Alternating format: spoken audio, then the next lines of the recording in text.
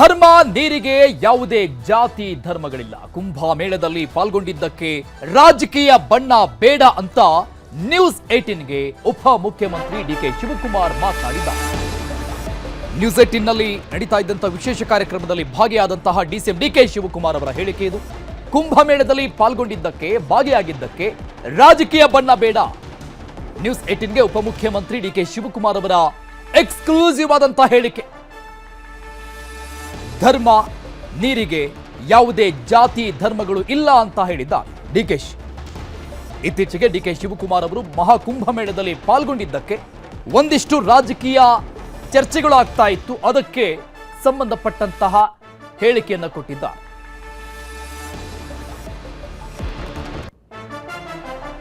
It was a recent speculation again when you went to the Kumbh Mela. No, see, this is, is there any caste, creed, religion in water? In the Indian history, whether it is Ganga or Kaveri or Narmada or this one, doesn't have any caste, color, water, taste, anything. It is not there. It is from ages together. India is very rich in culture and tradition. And that's going on. All political party, even my political Congress people had also put a shamiana there to help a people who comes there and all. The BJP is trying to politicalize us, take the advantage of it, that's all. Apart from that, they are a little bit successful and trying to make 65 crores. That is all bogus numbers. Where is 65 crores? 130 crores is the country's population. How can 50% of the country go there? Some crores of people have gone. I don't deny it. I appreciated there were some arrangements which I had to look and learn from them. That's what. Apart from that, politically they have been taking the benefit out of it. Every political party does it. Why? ಸಮಾಜದ ಎಲ್ಲಾ ವರ್ಗಗಳಿಗೆ ಸಮಾನ ಅವಕಾಶ, ಮೀಸಲಾತಿಯಿಂದ ಆರ್ಥಿಕ ಸ್ಥಿತಿ ಸುಧಾರಣೆ ಆಗುತ್ತೆ ಅಂತ ಮಾತನಾಡಿದರು. ನ್ಯೂಸ್ 18ಗೆ ಉಪಮುಖ್ಯಮಂತ್ರಿ ಡಿಕೆ ಶಿವಕುಮಾರ್ ಅವರ ಹೇಳಿಕೆ ಇದು. ಸಮಾಜದ ಎಲ್ಲಾ ವರ್ಗಗಳಿಗೆ ಸಮಾನವಾದಂತಹ ಅವಕಾಶ ಸಿಗಬೇಕು, ಮೀಸಲಾತಿಯಿಂದ ಇದು ಸಾಧ್ಯ, ಆರ್ಥಿಕ ಸ್ಥಿತಿ ಸುಧಾರಣೆ ಆಗತ್ತೆ ಅಂತ ನ್ಯೂಸ್ 18ಗೆ ಡಿಕೆ ಶಿವಕುಮಾರ್ ಅವರು ಮಾತನಾಡಿದ್ದಾರೆ. These fellows doesn't have anything in their brain. They are fit for a parliament member, for putting puncher, some small things, only cutting this mutton. They doesn't have anything in their brain. That is what they are telling. It is our duty to uplift all the section of the society. Reservation it has been decided after our freedom that all which are the weakened sections should be protected. So economically we have to uplift them. We have given lot of opportunity, reservation on education, on employment. But in the sense of economics also, till some 2 crores of rupees, SC, ST, other backward class, and some section of the, in Karnataka we have, in minority means that 2A, 2B, we have decided, it has been decided and settled law very long back. So ultimately we decided that let us also help that community in a smaller way. Let they be come forward and let they be part of the development process. Let they do. ಇನ್ನು ಮುಂದುವರೆದು ಮಾತನಾಡಿದರು DK Shivakumar. 2028ಕ್ಕೆ ಕರ್ನಾಟಕದಲ್ಲಿ ಕಾಂಗ್ರೆಸ್ ಅಧಿಕಾರಕ್ಕೆ ತರುವುದೇ ನನ್ನ ಗುರಿ ಅಂತ ಹೇಳಿದರು. 2028. ಇನ್ನು ಮತ್ತೊಂದು ಕಡೆ 2029ಕ್ಕೆ ದೇಶಕ್ಕೆ ಕಾಂಗ್ರೆಸ್ನ ಪ್ರಧಾನಿ ಮಾಡೋದೇ ನನ್ನ ಗುರಿಯಾಗಿದೆ ಅಂತ ಹೇಳಿದ್ದಾರೆ.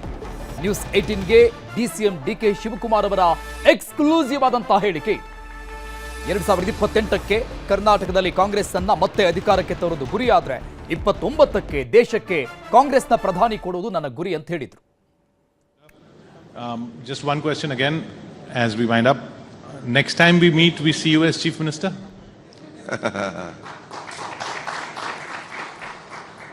Always all of us live on hope. Without hope, no one can be successful. I am doing my best. I leave it to my party leadership. I don't want to disclose what me and my party leaders have discussed on that issue. So my aim is to bring 28 back to power in Karnataka, wherever I sit. Then again 29 My leader should be the Prime Minister of this country. This is my aim. Let us hope for the best. Thank you so much. ಈ ಹನಿ ಟ್ರ್ಯಾಪ್ನ ಎಲ್ಲ ಬೆಳವಣಿಗೆಗಳ ಮಧ್ಯದಲ್ಲಿ ಇವತ್ತು CM Siddaramaiah ಅವರನ್ನ AICC ಅಧ್ಯಕ್ಷ Mallikarjuna Kharge meet ಮಾಡಿದ್ರು. ಈ ಒಂದು ಭೇಟಿ ಬಹಳಷ್ಟು ಮಹತ್ವಗಳನ್ನ ಪಡೆದುಕೊಳ್ತಾ ಇದೆ. ಅನೇಕ ರೀತಿಯಲ್ಲಿ ರಾಜಕೀಯವಾಗಿ ಆಯಾಮಗಳನ್ನ ಪಡೆದುಕೊಳ್ಳಲಾಗ್ತಾ ಇದೆ. ಚರ್ಚೆಗಳನ್ನ ಹುಟ್ಟು ಹಾಕ್ತಾ ಇರುವಂತಹ ಈ ಒಂದು ಭೇಟಿ ಜೊತೆಗೆ ಮಲ್ಲಿಕಾರ್ಜುನ ಖರ್ಗೆ ಅವರು ಅವರ ಪುತ್ರ ಪ್ರಿಯಾಂಕ್ ಖರ್ಗೆ ಅವರನ್ನ ಕರೆದುಕೊಂಡು ಮುಚ್ಚಿದ ಬಾಗಿಲಲ್ಲಿ ಆದಂತಹ ಚರ್ಚೆಗಳು ಅಂತ ಹೇಳಲಾಗ್ತಾ ಇದೆ. ಏನೆಲ್ಲ ಚರ್ಚೆಗಳಾಗಿರುವಂತದ್ದು, ರಾಜ್ಯದಲ್ಲಿ ಭಾರಿ ಸದ್ದು ಮಾಡ್ತಾ ಇದೆ ಹನಿ ಟ್ರ್ಯಾಪ್ನ ಸುದ್ದಿ. ನ್ಯೂಸ್ 18 ಬ್ರೇಕ್ ಮಾಡಿದಂತಹ ಎಕ್ಸ್ಕ್ಲೂಸಿವ್ ಆದಂತಹ ಸುದ್ದಿ. ನಾಳೆಯಿಂದ ಇದನ್ನ ರಾಷ್ಟ್ರ ಮಟ್ಟದಲ್ಲೂ ಕೂಡ ಪ್ರತಿಧ್ವನಿ ಆಗುವಂತಹ ಸಾಧ್ಯತೆ ಇದೆ. ಸಿಎಂ ಅವರನ್ನ ಭೇಟಿಯಾದಂತಹ ಎಐಸಿಸಿ ಅಧ್ಯಕ್ಷ ಮಲ್ಲಿಕಾರ್ಜುನ ಖರ್ಗೆ ಈ ಸಂಬಂಧಪಟ್ಟಂಗೆ ಚರ್ಚೆ ಮಾಡಿದ್ದಾರೆ ಅನ್ನುವಂಥದ್ದು ಒಂದು ಭಾಗ. ಸಿಎಂ ಆರೋಗ್ಯ ವಿಚಾರಿಸಿ ಸಮಾಲೋಚನೆ ಮಾಡಿದ್ರು. ಹನಿ ಟ್ರ್ಯಾಪ್ ವಿಚಾರವಾಗಿ ಮಾಹಿತಿಯನ್ನೂ ಕೂಡ ಸಹಜವಾಗಿ ಸಂಗ್ರಹ ಮಾಡಿರ್ತಾರೆ. ನಾಳೆ ಸಂಸತ್ನಲ್ಲಿ ಇದನ್ನ ಪ್ರಸ್ತಾಪ ಮಾಡೋದಕ್ಕೆ ಬಿಜೆಪಿ ಸಿದ್ಧವಾಗಿದೆ. ಕಾಂಗ್ರೆಸ್ಗೆ ಮುಜುಗರವನ್ನ ತರೋದಕ್ಕೆ ಬಿಜೆಪಿ ಪ್ಲಾನ್ ಅನ್ನು ಮಾಡಿಕೊಂಡಿದ್ರೆ ಈ ಬೆನ್ನಲ್ಲೇ ಸಿಎಂ ಸಿದ್ದರಾಮಯ್ಯ ಅವರನ್ನ ಭೇಟಿಯಾಗಿರುವಂತಹ ಎಐಸಿಸಿ ಅಧ್ಯಕ್ಷ ಮಲ್ಲಿಕಾರ್ಜುನ ಖರ್ಗೆ, ಯಾಕಂದ್ರೆ ಸಂಸತ್ನಲ್ಲಿ ಇದನ್ನ ಡಿಫೆಂಡ್ ಮಾಡಿಕೊಳ್ಳುವಂತಹ ಅನಿವಾರ್ಯತೆ ಕಾಂಗ್ರೆಸ್ಗಿದೆ. ಸೊ ಹಾಗಾಗಿ ಸಿದ್ದರಾಮಯ್ಯನವರನ್ನ ಖುದ್ದಾಗಿ ಭೇಟಿಯಾದಂತಹ ಮಲ್ಲಿಕಾರ್ಜುನ ಖರ್ಗೆ ಅವರು ಈ ಸಂಬಂಧಪಟ್ಟಂಗೆ ಬೇಸಿಕಲ್ಲಿ ಏನಾಗಿದೆ ಅನ್ನುವಂತಹ ಎಲ್ಲಾ ಮಾಹಿತಿಗಳನ್ನು ಕೂಡ ಇವತ್ತು ಆದಂತಹ ಭೇಟಿಯಲ್ಲಿ ತೆಗೆದುಕೊಂಡಿದ್ದಾರೆ. ನಾನು ಅವರ ಆರೋಗ್ಯವನ್ನ ವಿಚಾರಿಸಕ್ಕೆ ನಿಮ್ಮ ಮನೆಗೆ ಬರ್ತೀನಿ ಅಂತ ಹೇಳಿ ಅವ್ರ ಮನೆಗೆ ಹೋಗಿ ಅವರ ಆರೋಗ್ಯವನ್ನ ವಿಚಾರಿಸಿ ಅವ್ರಿಗೆ ಬರೀ ಸೌಜನ್ಯಕ್ಕಾಗಿ ಹೋಗಿ ಭೇಟಿಯಾಗಿ ಅವರೇ ಬರ್ತೀನಿ ಅಂದಾಗ ಅವ್ರು ಸರಿಯಾಗಿ ಸ್ಟೆಪ್ಸ್ ನಮ್ಮಲ್ಲಿ ಹೇಳಕ್ಕಾಗಲಿಲ್ಲ. ಅದಕ್ಕಾಗಿ ಅವ್ರು ಭೇಟಿಯಾಗಿ ಬಂದಿದ್ದಾರೆ. ಬಾಕಿದ್ದೆಲ್ಲಾನು ಡೆಲ್ಲಿಯಲ್ಲಿ ಆಗ್ತದೆ, ಇಲ್ಲೇನೂ ಆಗೋದಿಲ್ಲ. ಅವೆಲ್ಲ ಇಲ್ಲೇ ಕೇಳಿ ನನ್ನ ಬಲ್ಲಿ ಡೆಲ್ಲಿದಾಗ ಆಗಿದೆ. ಎಸ್ಸಿ ಹನಿ ಟ್ರ್ಯಾಪ್ ವಿಚಾರಕ್ಕೆ ಸಂಬಂಧಪಟ್ಟಂಗೆ ಹಲವು ಸಚಿವರು ಮಾತನಾಡಿದ್ದಾರೆ. ಅದರಲ್ಲಿ ಪ್ರಮುಖವಾಗಿ ಎಂಬಿ ಪಾಟೀಲ್, ಸಂತೋಷ್ ಲಾಡ್ ಮತ್ತು ಲಕ್ಷ್ಮೀ ಹೆಬ್ಬಾಳ್ಕರ್ ಮಾತನಾಡಿದ್ದಾರೆ. ಏನ್ ಹೇಳಿದ್ದಾರೆ ನೋಡಿ, ಅಂಥದ್ದೆಲ್ಲ ಅದೆಲ್ಲ ನಂಬಲಿಕ್ಕೆ ಸಾಧ್ಯ ಇಲ್ಲ. ಈ ರೀತಿ ಯಾರೇ ಮಾಡಲಿ ಸಹ ರಾಜಕೀಯವಾಗಿ ಸಹ ಗುರಿ ಮಾಡಿ ಯಾರೋ ಒಬ್ಬರನ್ನ ತೇಜೋವಧೆ ಮಾಡುವಂಥದ್ದು ಇದು ಭಾಳ ಹೀನ ಕೆಲಸ ಇದು.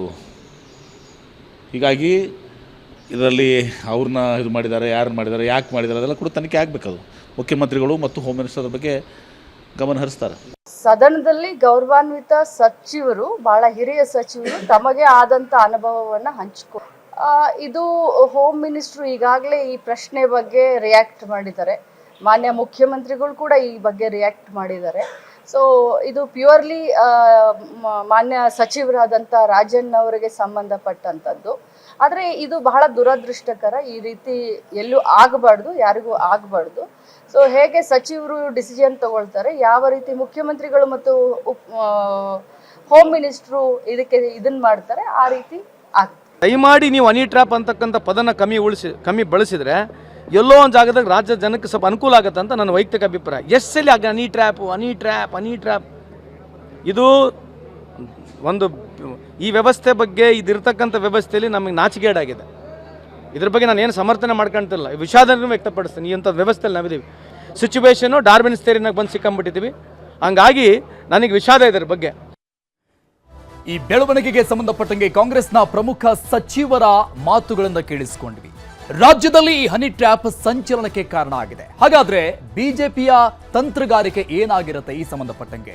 ಕೆಎನ್ ರಾಜನ್ ಅವರ ಹೇಳಿಕೆನೇ ಬಿಜೆಪಿಗೆ ಪ್ರಮುಖವಾದಂತಹ ಅಸ್ತ್ರ. ಯಾಕಂದ್ರೆ ಕಾಂಗ್ರೆಸ್ನ ಪ್ರಮುಖ ನಾಯಕರು, ಸಿದ್ದರಾಮಯ್ಯನವರ ಆಪ್ತರು, ಹಿರಿಯ ಸಚಿವರು ರಾಷ್ಟ್ರ ಮಟ್ಟದಲ್ಲಿ ವಿಷಯವನ್ನ ಪ್ರಸ್ತಾಪ ಮಾಡೋದಕ್ಕೆ ಬಿಜೆಪಿ ಎಲ್ಲಾ ತರದ ಸಿದ್ಧತೆಗಳನ್ನ ಮಾಡಿಕೊಂಡಿದೆ. ಲೋಕಸಭೆಯಲ್ಲೂ ಕೂಡ ಇದನ್ನ ಪ್ರಸ್ತಾಪ ಮಾಡುತ್ತೆ ಬಿಜೆಪಿ. ಆ ನಿಟ್ಟಿನಲ್ಲಿ ಪ್ಲಾನ್ಗಳಾಗ್ತಾ ಇದೆ. ಕಾಂಗ್ರೆಸ್ಗೆ ಈ ನಿಟ್ಟಿನಲ್ಲಿ ಮುಜುಗರವನ್ನ ತರುವಂತಹ ತಂತ್ರಗಾರಿಕೆ ರಾಜಕೀಯವಾಗಿ ಸಿಬಿಐ ತನಿಖೆಗೆ ಒತ್ತಾಯಿಸ್ತಾ ಇದೆ ಈಗಾಗಲೇ ಬಿಜೆಪಿ. ರಾಜ್ಯದಲ್ಲೂ ಕೂಡ ಈ ಸಂಬಂಧಪಟ್ಟಂಗೆ ದೊಡ್ಡ ಮಟ್ಟದ ಹೋರಾಟ ನಡೆಯುವಂತಹ ಸಾಧ್ಯತೆಗಳನ್ನ ನಾವು ಅಲ್ಲಗಳೆಯುವಂತಿಲ್ಲ. ಬಿಜೆಪಿ ತಂತ್ರಗಾರಿಕೆಯನ್ನ ರಾಜ್ಯ ಮಟ್ಟದಲ್ಲೂ ಕೂಡ ಮಾಡ್ತಾ ಇದೆ. ಈ ಮೂಲಕವಾಗಿ ದಲಿತ ಮತಗಳ ಸೆಳೆಯೋದಕ್ಕೆ ಬಿಜೆಪಿ ರಣತಂತ್ರವನ್ನ ಮಾಡ್ತಾ ಇದೆ. This is the right time ಅನ್ನುವಂತ ರೀತಿಯಲ್ಲಿ ಈ ಒಂದು ದಲಿತ ಅಸ್ತ್ರವನ್ನ ಉರುಳಿಸೋದು ಬಿಜೆಪಿಯಿಂದ. ಕಾಂಗ್ರೆಸ್ನಲ್ಲಿ ದಲಿತ ನಾಯಕರು ಟಾರ್ಗೆಟ್ ಆಗ್ತಾ ಇದ್ದಾರೆ. ಜೊತೆಗೆ ರಾಜನ್ಲಾಗೆ ಅನ್ಯಾಯ ಆಗಿದೆ ಕಾಂಗ್ರೆಸ್ನ ನಾಯಕರಿಂದಾನೆ ಅನ್ನುವಂಥದ್ದನ್ನ ಮುನ್ನೆಲೆಗೆ ತಂದು ಹೋರಾಟದ ರೂಪರೇಷೆಗಳನ್ನ ರೂಪಿಸ್ತಾ ಇರುವಂತದ್ದು ನಡೀತಾ ಇದೆ. ಈ ಹಿಂದೆ ಪರಮೇಶ್ವರ್ ಅವರಿಗೆ ಸಿಎಂ ಸ್ಥಾನ ತಪ್ಪಿಸಿದ್ದು, ಜೊತೆಗೆ ಎಸ್ಸಿ ಎಸ್ಪಿ ಟಿಎಸ್ಪಿ ಹಣ ದುರ್ಬಳಕೆ, ಈ ಎಲ್ಲ ವಿಚಾರಗಳನ್ನ ಮುನ್ನೆಲೆಗೆ ತಂದು ರಾಜ್ಯ ಮತ್ತು ರಾಷ್ಟ್ರ ಮಟ್ಟದಲ್ಲಿ ಈ ಸಂಬಂಧಪಟ್ಟಂಗೆ ಹೋರಾಟವನ್ನ ಮಾಡೋದು ಬಿಜೆಪಿಯ ಪ್ಲಾನ್ ಆಗಿದೆ.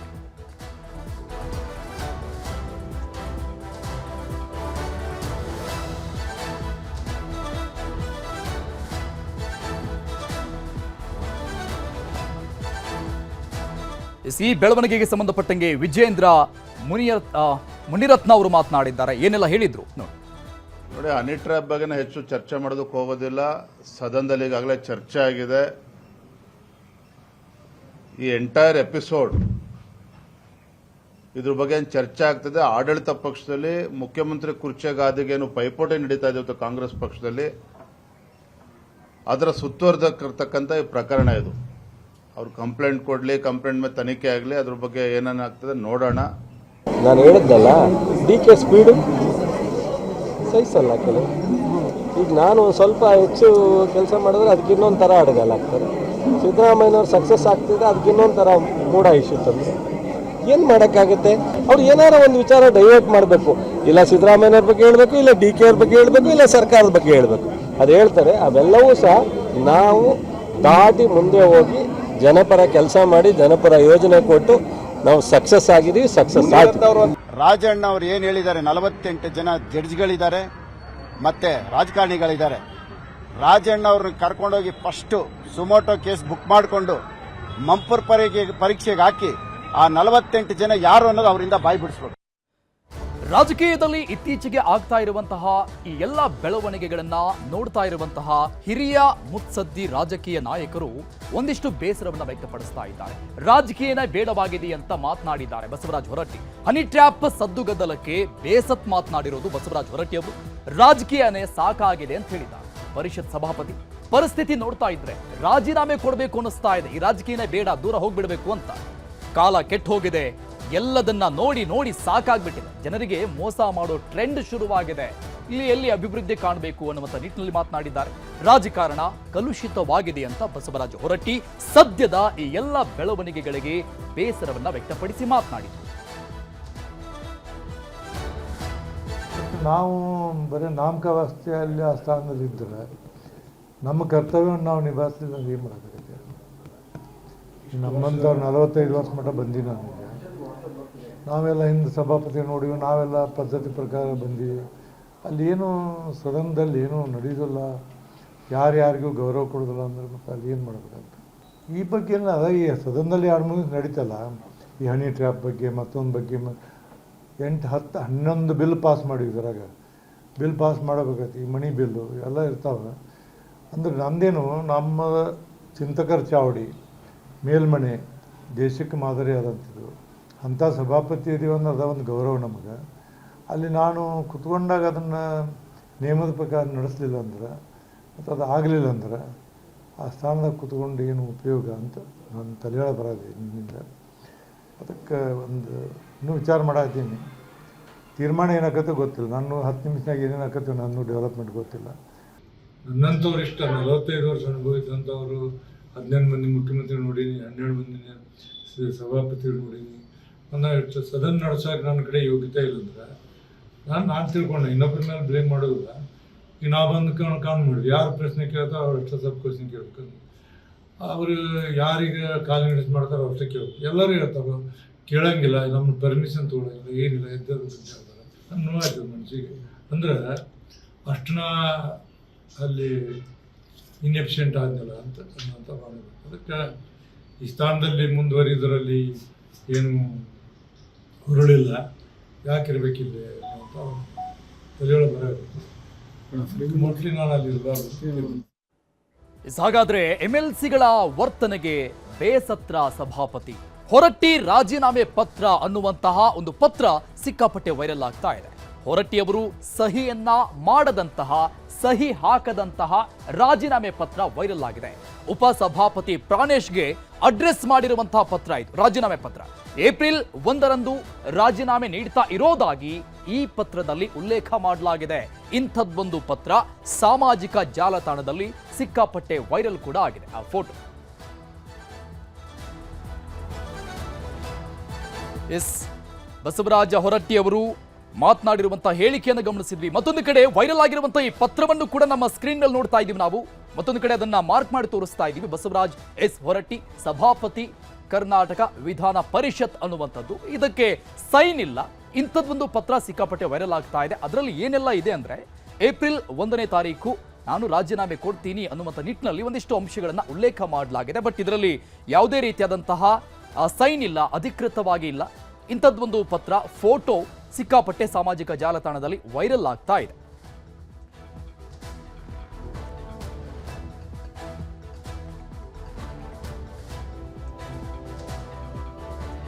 ಇವಾಗ ಇನ್ನಷ್ಟು ಡೀಟೇಲ್ಸ್ ಕೊಡ್ತಾರೆ ನಮ್ಮ ಪ್ರತಿನಿಧಿ ಶಿವರಾಮ್ ಅಸುಂಡಿ ಲೈವ್ ನಲ್ಲಿದ್ದಾರೆ. ಶಿವರಾಮ್, ಒಂದು ಕಡೆ ಬಸವರಾಜ ಹೊರಟ್ಟಿಯವರ ಹೇಳಿಕೆಯನ್ನು ಗಮನಿಸಿದ್ವಿ. ಆದಂತಹ ರಾಜಕೀಯ ಬೆಳವಣಿಗೆಗೆ ಅವರು ಬಹಳಷ್ಟು ಬೇಸರವನ್ನ ವ್ಯಕ್ತಪಡಿಸಿ ಮಾತನಾಡಿದ್ರು. ಅಂದ್ರೆ ರಾಜೀನಾಮೆ ಕೊಟ್ಟು ಹೋಗ್ಬಿಡ್ಬೇಕು ಅನಿಸ್ತಾ ಇದೆ ಅಂತ. ಅದು ಓಕೆ, ಬಟ್ ಮತ್ತೊಂದು ಕಡೆ ವೈರಲ್ ಆಗ್ತಾ ಇರುವಂತಹ ಈ ಪತ್ರ, ಅದರಲ್ಲಿ ಅವರ ಹೆಸರು, ಬಟ್ ಸೈನ್ ಇಲ್ಲ.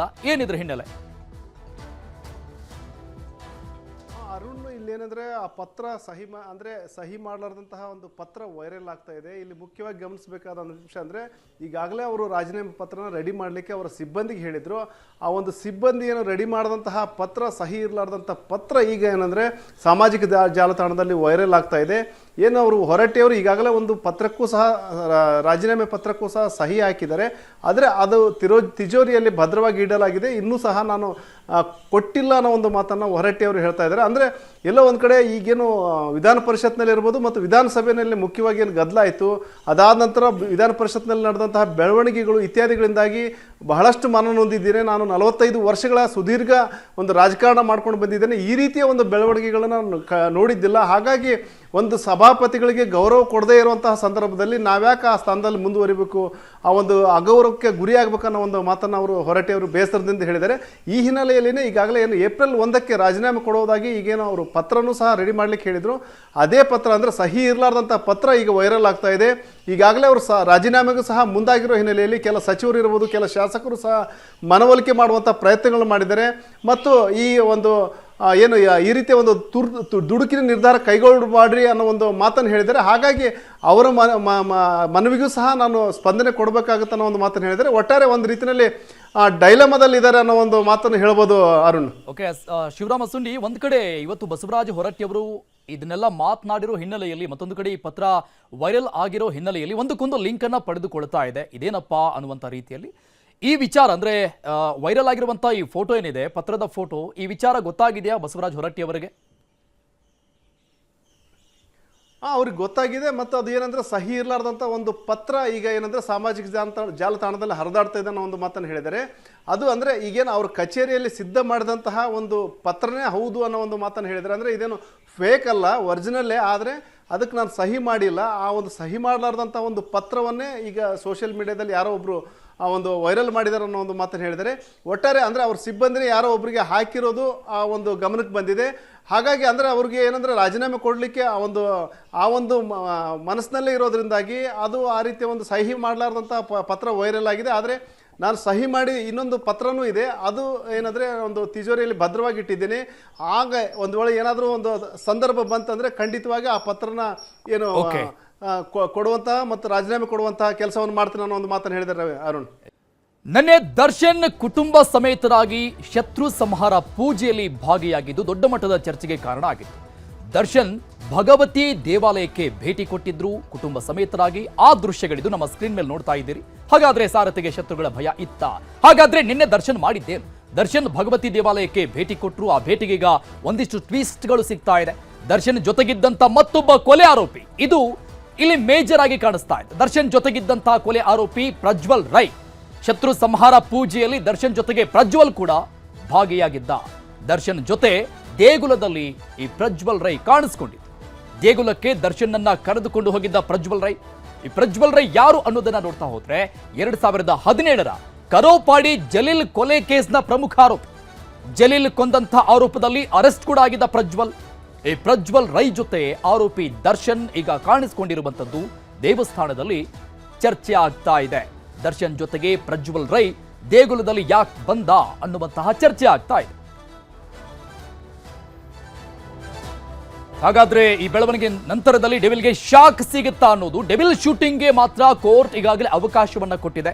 ಹೊರ ರಾಜ್ಯಗಳಲ್ಲಿ ಶೂಟಿಂಗ್ಗೆ ಮಾತ್ರ ಹೋಗೋದಕ್ಕೆ ಪರ್ಮಿಷನ್ ಕೊಡಲಾಗಿದೆ, ಬೇಲ್ ಸಿಕ್ಕರೂ ಕೂಡ. ಅಂದ್ರೆ ಅದು ಒಂದಿಷ್ಟು ಷರತ್ತುಗಳನ್ನು ವಿಧಿಸಿಕೊಟ್ಟಂತಹ ಬೇಲ್. ಶೂಟಿಂಗ್ ಹೊರತಾಗಿ ಖಾಸಗಿ ಕೆಲಸಕ್ಕೆ ಹೋಗುವಂತಿಲ್ಲ. ಆದರೆ ಕೇರಳದ ದೇಗುಲಕ್ಕೆ ಭೇಟಿ ಕೊಟ್ಟಿದ್ದಂತ ನಟ ದರ್ಶನ್ ನಡೆಗೆ ಪೊಲೀಸರಿಂದ ಈಗ ಆಕ್ಷೇಪಕ್ಕೆ ಸಿದ್ಧತೆಗಳಾಗ್ತಾ ಇದೆ. ಹೊರ ರಾಜ್ಯಗಳ ಭೇಟಿ ಅನುಮತಿ ಹಾಗಾದ್ರೆ ರದ್ದಾಗತ್ತಾ? ಏಪ್ರಿಲ್ 2ಕ್ಕೆ ಇದಕ್ಕೆ ಆಕ್ಷೇಪಣೆಯನ್ನ ಸಲ್ಲಿಸೋದಕ್ಕೆ, ಕೋರ್ಟ್ಗೆ ಅರ್ಜಿ ಸಲ್ಲಿಸೋದಕ್ಕೆ ಖಾಕಿ ಕೂಡ ಸಿದ್ಧವಾಗ್ತಾ ಇದೆ. ಹಾಗಾದ್ರೆ ಹೊರ ರಾಜ್ಯಗಳ ಭೇಟಿ ರದ್ದು ಮಾಡುವಂತೆ ಮನವಿ ಸಲ್ಲಿಕೆ ಮಾಡಿದ ನಂತರದಲ್ಲಿ ಹೊರ ರಾಜ್ಯಗಳಲ್ಲಿ ಡೆವಿಲ್ ಶೂಟಿಂಗ್ಗೆ ಎಲ್ಲಾ ರೀತಿಯ ಬ್ರೇಕ್ ಬೀಳುತ್ತಾ ಹಾಗಾದ್ರೆ ಅನ್ನುವಂಥದ್ದು ಈಗ ಚರ್ಚೆ ಆಗ್ತಾ ಇದೆ. ನಿನ್ನೆ ಆದಂತ ಈ ಎಲ್ಲ ಬೆಳವಣಿಗೆಗಳನ್ನ ಸೂಕ್ಷ್ಮವಾಗಿ ನೋಡ್ತಾ ಇರುವಂತಹ ಪೊಲೀಸ್ ಇಲಾಖೆ ಕೂಡ, ರಾಜ್ಯ ಪೊಲೀಸ್ ಇಲಾಖೆ ಈ ಸಂಬಂಧಪಟ್ಟಂಗೆ ನಿಗಾ ವಹಿಸ್ತಾ ಇದೆ ಅನ್ನೋದು ಇಲ್ಲಿ ಗೊತ್ತಾಗ್ತಾ ಇದೆ. ಇದಕ್ಕೆ ಸಂಬಂಧಪಟ್ಟಂಗೆ ಏಪ್ರಿಲ್ 2ಕ್ಕೆ ಕೋರ್ಟ್ಗೆ ಹೋಗೋದಕ್ಕೆ ಸಿದ್ಧವಾಗ್ತಾ ಇದೆ.